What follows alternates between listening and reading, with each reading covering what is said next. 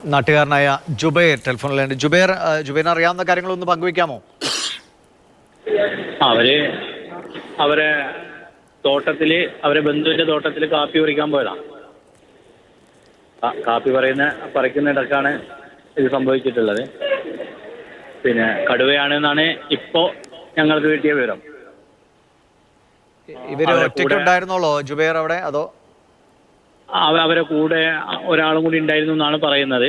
ആ ആളാരാന്ന് ഞങ്ങൾക്ക് പിടുത്തം കിട്ടിയിട്ടില്ല, ആളെ കണ്ടിട്ടില്ല. പക്ഷെ അവർ പറയുന്ന വിവരം പിന്നെ കടുവയായിരുന്നു, അവർ നേരിട്ട് കണ്ടു എന്നാണ് പറയുന്നത്.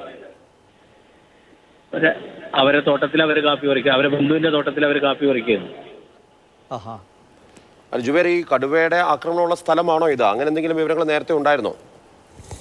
കടുവ വന്നുപോയതും കണ്ടു എന്ന് പറയലൊക്കെ അല്ലാതെ ആളുകൾ ആക്രമിക്കുന്ന ഒരു രീതി അവിടെ, മനുഷ്യനെ ആക്രമിക്കുന്ന രീതി അവിടെ ഉണ്ടായിട്ടില്ല. എന്നാൽ അതിനോട് ചേർന്ന മണിയങ്കുന്ന്, പിലാക്കാവ് പ്രദേശങ്ങളിലൊക്കെ നേരത്തെ പിന്നെ വളർത്തുമൃഗങ്ങളൊക്കെ പിടിച്ചു കൊല്ലുന്നൊരു സ്ഥിതിയൊക്കെ ഉണ്ടായിട്ടുണ്ട്.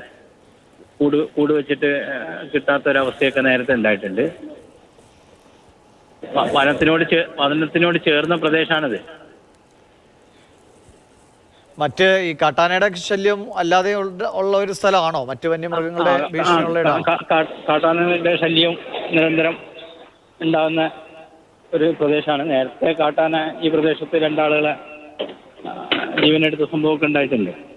അല്ലേ, ശരി. വളരെ നന്ദി ജുബൈർ, അറിയാവുന്ന വിവരങ്ങൾ പങ്കുവച്ചതിന്. നാട്ടുകാരനായ ജുബൈറാണ് നമ്മളോട് കാര്യങ്ങൾ പറഞ്ഞത്. അവർ